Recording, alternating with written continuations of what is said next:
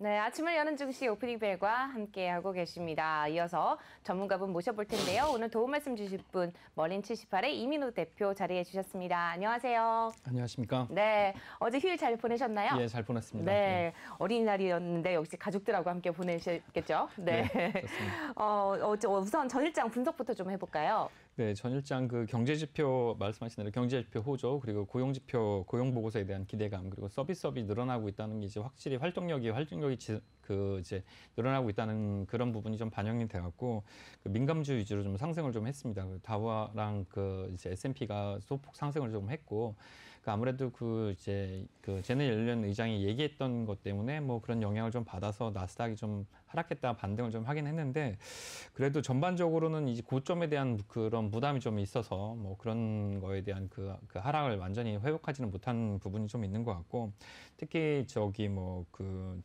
어떻게 보면 그 이제 주목해야 될 부분이 전일장 같은 경우는 에너지 부분이 굉장히 많이 이제 좀 주목을 좀 받았어요. 경기 회복이 좀 된다 그러면 외부 활동이 많아지게 되니까 에너지주들이 뭐 이제 엑스모빌이나 이런 에너지 그 정유 업체들의 어떤 그 주가가 좀 많이 반영이 됐는데 이런 부분들을 보면 확실히 경기의 민감도, 뭐 고용의 민감도, 외부 활동들의 민감도에 따라서 확실히 좀 달라지고 있다 이런 걸 좀 확인할 수 있었습니다. 근데 사실 보면은 지금까지는 경제 지표가 좋으면은 상당히 강하게 반응을 했지 않습니까? 예, 그렇습니다. 근데 최근에 한 2, 3주 동안 볼 것 같으면은 좋은 경제 지표가 나와도 반응을 안 하거나 네네. 오히려 떨어지는 네네. 그런 모습을 보이고 있는데 네네. 이게 좀 나쁘게 해석을 하자면은 지금 울고 싶은데 누군가 뺨을 때려주기를 기다리고 있는 거 아닌지 그러니까 예, 고점에 그렇죠. 대한 부담이 예. 너무 큰 거 아닌지 하는 네네. 그런 분석들이 나오거든요. 어떻게 예. 생각하세요? 예, 그렇죠. 이게 고점에 대한 부담감이 한번 조정을 받고 여기서 옥석이 좀 가려져야 아무래도 이걸 누르고 갈 수가 좀 있겠죠. 근데 그렇지 않고 불안한 상태에서 올라가게 되면 투자자도 뭐 아니 기업도 마찬가지로 시장도 이 심리 상태가 뭐 작은 요인에도 계속 조마조마한 상태이기 때문에 성장하는 것도 아니고 뭐 이제 우상향하는 그래프를 지속할 수는 없겠죠. 네. 그러니까 결국은 어떻게 본다면은 이 하락할 빌미를 지금 찾고 있는 그런 모습인데 예, 그렇죠. 제니 옐런 장관의 발언이 결국 그런 어떤 금리 인상이 울고 싶을 때 때리는 뺨이 되지 않을까 이렇게 보거든요. 어떻게 보세요? 그렇죠. 제니 옐런 그 재무장관은 사실 금리를 오히려 더 낮추라는 쪽이고 돈을 더 그렇죠. 풀라는 얘기를 해야 되는 게 재무장관의 입장인데 그럼에도 불구하고 뭐 이제 그게 뭐 은연중에 나왔든 아니면 의도적으로 나왔던 금리에 대한 얘기를 직접적으로 언급을 한 거잖아요. 근데 이 금리에 대한 언급을 하면서 경기가 과열 국면에 좀 들어갈지도 모르니까 이걸 사전에 좀 막아야 된다.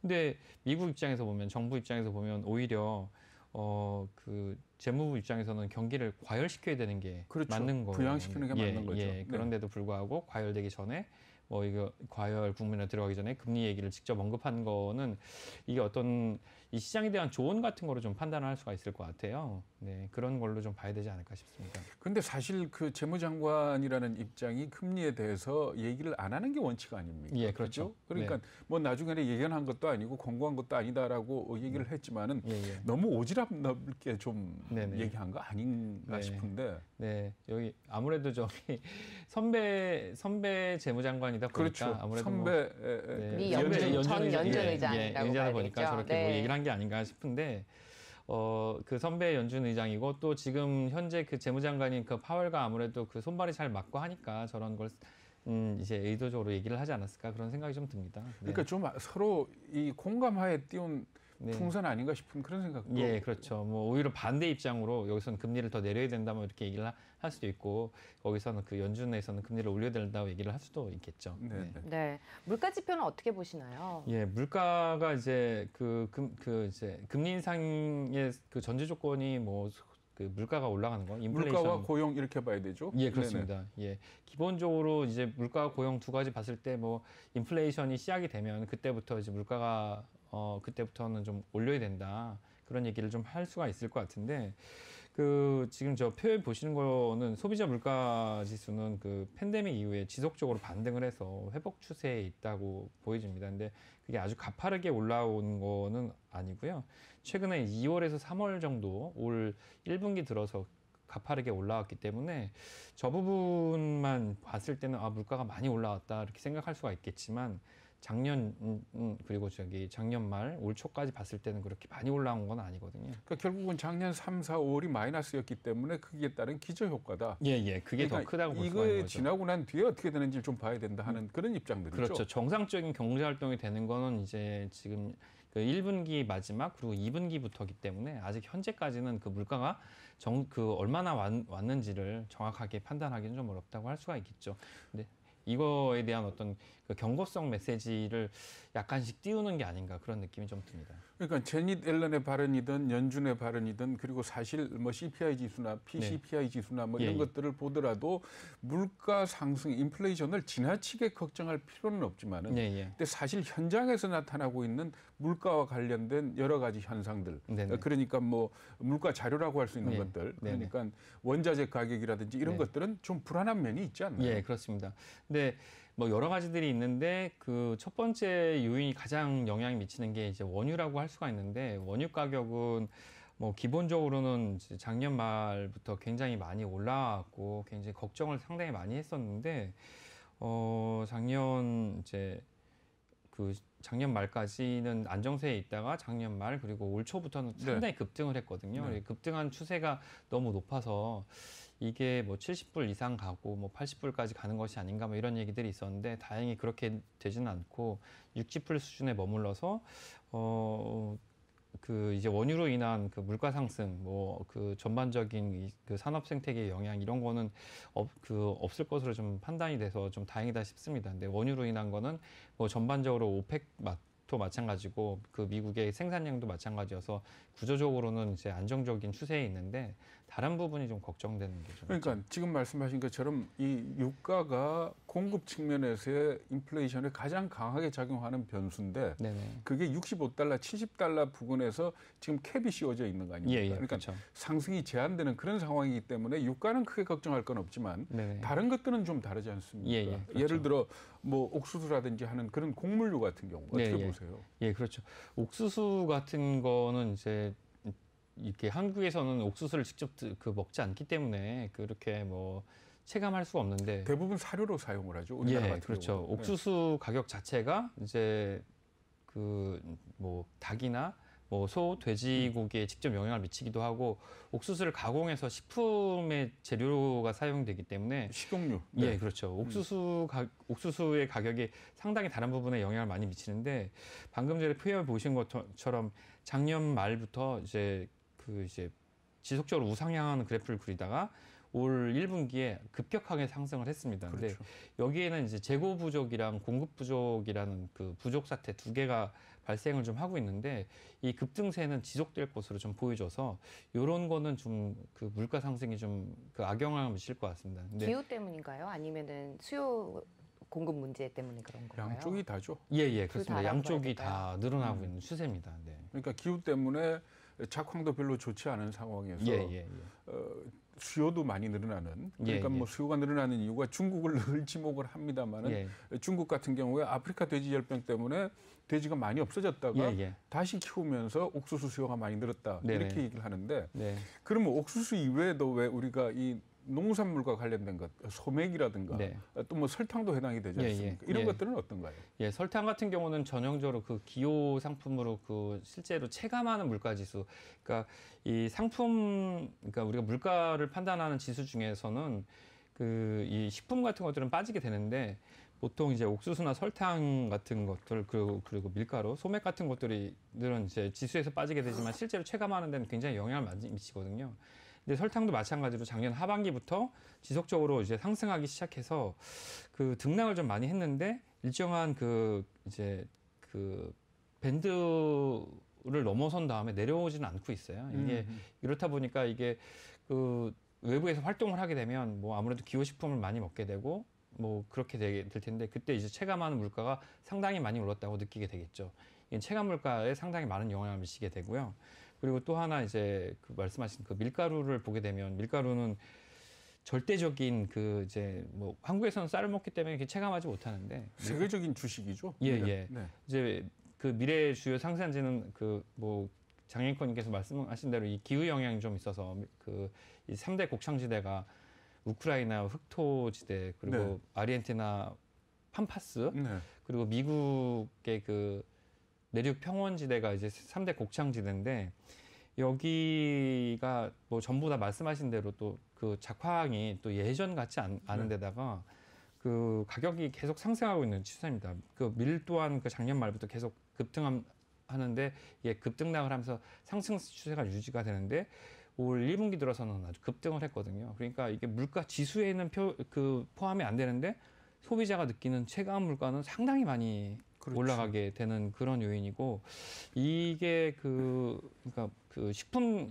자체는 이제 물가에서 빠지게 되기 때문에 이제 너무 등락이 많기 때문에 근데 이런 이 곡물이나 원자재들의 영향은 상당히 좀 지속이 되는데 이게 단기로 오는 게 아니고 단계를 걸쳐서 오기 때문에 영향은 뭐 6개월 정도 있다가 좀 더 올 수 있다고 보여줄 수가 있죠. 그러니까 제가 앞에서도 그 CNBC 보도를 잠깐 언급을 했습니다만은 소비재 관련 기업들이 이 비용이 굉장히 지금 현재 늘어나고 있어가지고 언젠가는 소비자한테 전가할 수밖에 없다. 이게 결국은 제품 가격을 올릴 수밖에 없다라는 그런 얘기 아닙니까? 그렇죠.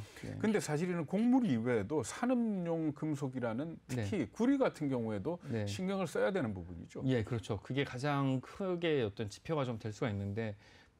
보통 이제 경제를 알아보는 경제학 박사 뭐 이렇게 닥터코퍼라고 얘기하지 않습니까?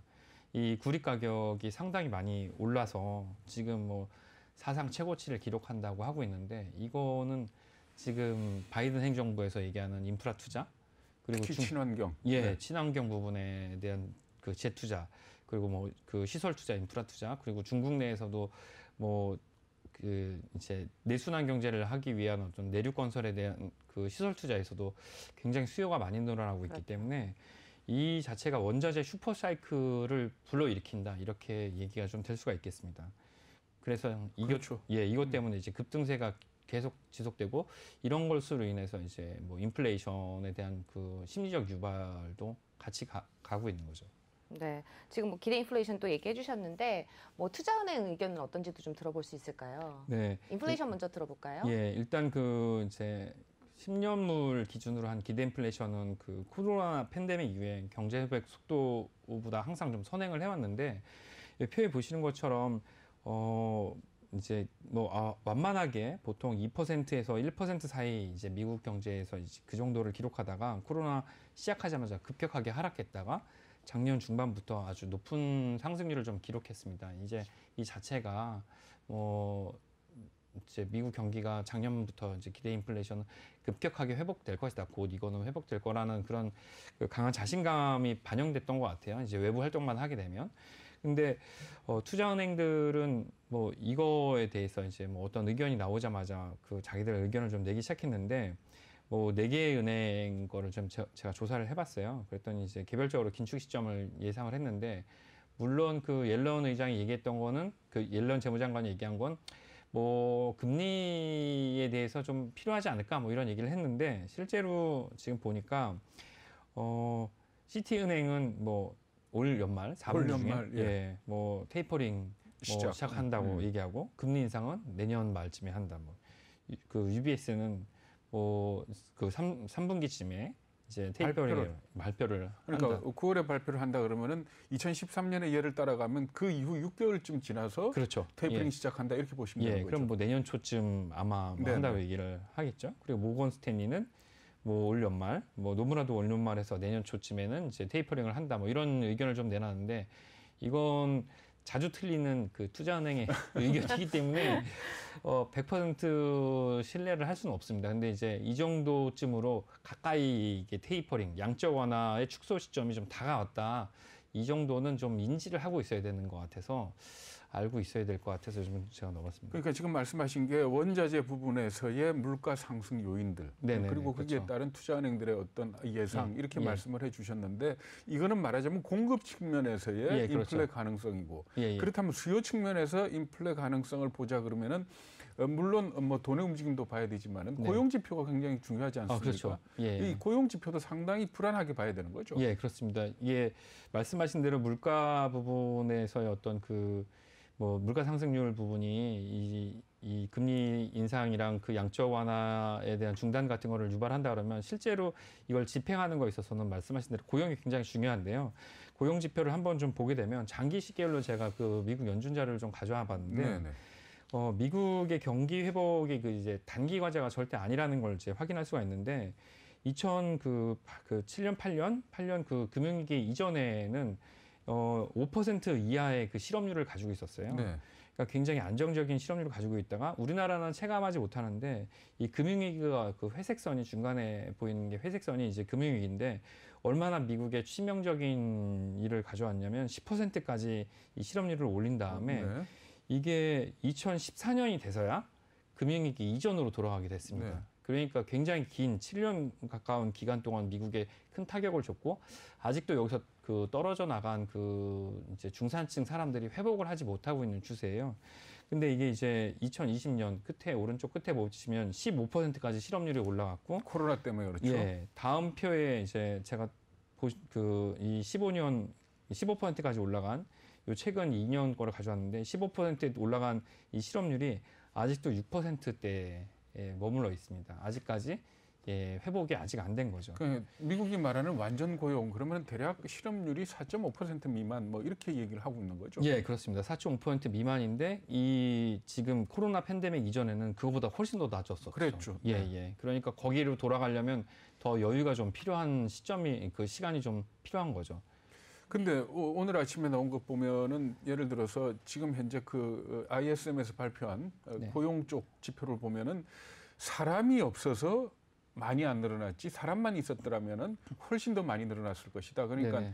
접객이나 레저 부분에서의 고용 증가가 23만 4천 명인데 네네. 이게 사람만 충분했다면은 더 늘어났을 것이다. 그러니까 구인난이 좀 있다 이렇게 얘기를 하거든요. 그렇다면 굉장히 빨리 회복될 가능성이 있지 않나요? 예, 빨리 회복될 가능성이 있습니다. 말씀하신 대로 또 실제로 그런 그 유행어 신조어도 있던데 그 정부 보조금이 넉넉해서 아직까지 일자리로 돌아가지 않는 사람들이 있다고 하니까요. 그런 이제 단기 직업들, 그러니까 말씀하신 서비스업질에서는 사람을 못 구하고 있는데 그런 일을 할 것 같으면 그냥 실업급여나 정부 지원금을 받고 그냥 쉬겠다는 사람들이 아직도 상당수 있습니다. 그래서 그런 부분이 뭐 하반기에 이제 지원금이 다 끊게 되면 이제 반영이 되면 저 실업률은 더 낮아질 거라고 전 보여집니다. 네.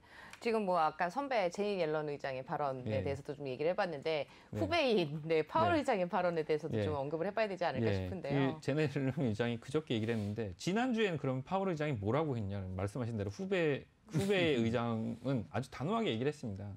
그 4월 28일 날이죠. 그 27일 날 이제 그게 끝나고 28일 날 그 FOMC가 끝나자마자 지금 보시는 바와 같이 기자회견하면서 그 긴축으로 상황 진전을 이루어지려면 시간이 훨씬 더 필요하다. 테이퍼링이랑 금리 인상 이런 거 검토할 때 전혀 아니다. 예, 그러니까 굉장히 단호하게 얘기를 했죠. 그러니까 그 제네 옐런 의장은 금리 이렇게 얘기를 했지만 인상하겠다는 얘기는 아니고 금리에 대해서 인지하고 있어라 이런 얘기고. 네. 예. 그러니까 사실은 우리가 알기로는 이 정부와 연준 중앙은행과의 이 접근 방법이 좀 달라야 된다라고 얘기를 하는데 지금 미국을 보면 한 팀 아니에요? 재무부 장관하고 연준 의장. 예, 그렇죠. 그런데 만약에 두 사람이 같은 목소리를 냈다 금리에 대해서 그러면은 시장이 급격하게 반응을 했을 텐데 일종의 전략적인 접근 아닌가요? 예, 그렇습니다. 아마 저 의도는 그 뭐 오늘 아침 신문 기사 보니까 어디가 떨고 있냐, 뭐 부동산 시장이 떨고 있다, 자산 시장이 떨고 있다, 뭐 무슨 원자재 시장도 떨고 있다. 그러니까 이제 말하자면 레버리지로 움직이는 모든 시장이 떨고 있다. 뭐 이런 얘기가 나오는데 아마 그런 시장에 대한 경고성 메시지가 아닌가 그런 생각이 좀 듭니다. 그게 미국 정부가 바라는 거 아닌가 싶고요. 실제로 제가 말씀드린 것 중에 원자재랑 곡물 시장 뭐 이런 것 중에서는 구조적으로 지금 개선이 안 될 만한 것들이 있습니다. 제가 조사를 좀 하면서 실제 현업의 제 고객들이나 현업에 나가서 그 업종에 종사하시는 분들 들어보니까 이거는 단기적으로 그 투기나 아니면 이런 걸 떠나서 개선이 안 될 만한 요인들이 좀 있더라고요. 예를 들면 이제 곡물 같은 경우는 뭐 이제 말씀하신 어떤 그 기후 문제, 뭐 기후나 뭐 그런 뭐 기후로 인한 작황 문제 그리고 또 뭐 이 돼지나 뭐 이런 그 사육에 대한 문제 이런 것뿐만 아니고 또 하나의 구조적인 문제, 뭐 이런 경제학의 문제 같은 것도 좀 있습니다. 그래갖고 그런 것과 관련돼서 가격에 대한 변동이 좀 있을 것 같아서 그거를 좀 준비해서 다음에는 그거 관련된 투자 포인트를 좀 한번 잡아보는 것도 괜찮을 것 같습니다. 기후 문제에 따른 일시적인 현상이 아니고 구조적으로 뭔가 곡물 가격 같은 경우는 더 오를 가능성이 상존을 한다 이렇게 보시는 그렇습니다. 거죠? 그렇습니다. 네. 네. 지금 또 미국 정부는 어떤 의도를 가지고 있는지. 네. 미국 정부는 시장을 이제 한쪽에서는 자산 시장에 대해서 그러니까 안심을 하고 경제 활동에 충실하라, 재투자하라. 이거는 이제 진짜 힘을 크게 가진 금리 컨트롤 할 수 있는 연준 의장의 입장이라면 이 재무장관은 그런 얘기를 하는 거죠. 금리는 자기 소관이 아니지만 너무 지나치게 이런 자산 시장의 거품이나 그런 것들이 있어서 이 피해를 다른 사람이 받지 않게끔 사전에 자기가 한번 립 서비스를 대신해서 해준 게 아닌가. 나쁜 언니 역할을 그냥 제니 앨런이 선배로서 한 게 아닌가, 이런 생각이 듭니다. 근데 한 가지 걱정은 네네. 미국이 좋아서 주가가 올라가도 우리한테 부담이 되고, 그렇죠. 또 금리 때문에 떨어져도 우리한테 부담이 되고, 네. 그렇지 않습니까? 네. 어떻게 보세요? 미국 시장 움직임에 따른 우리 시장의 반응이 앞으로 어떨 거라고 생각을 하십니까? 네, 우리 시장이랑 미국 시장이랑 약간 좀 디커플링 돼 있어갖고. 그렇죠. 요새는 확실히 그렇죠. 그게 완전히 연관이 좀 없긴 한데, 이렇게 거시적인 매크로 측면에서 유발되는 요인이 한국 시장에 작용하는 건 일단 단기적으로는 호재라고 볼 수가 있죠. 저렇게 과열 국면으로 접어들어서 금리 얘기도 나오고 테이퍼링 얘기도 나오는 것은 우리나라 기업들의 대기업 측면에서는 굉장히 호재라고 좀 볼 수가 있는데, 두 가지 측면에 하나는 그게 이제 대기업의 기업 실적이 밑에 그런 이 내수 시장으로 넘어오는 단계에서는 그러니까 트리클 다운 이펙트가 거의 없다라고 봐야 되는 거 아닙니까? 그 부분이 있고, 또 하나는 미국이 자체적으로 이제 바이 아메리카 정책을 하면서 이제 외부에서 수입을 좀 줄이는 측면이 된다 그러면 이제 장기적으로 봤을 때는 우리나라가 중국으로 수출하고 중국이 미국으로 가는 물량이 결국에는 성장세가 이제 멈춰질 수 있기 때문에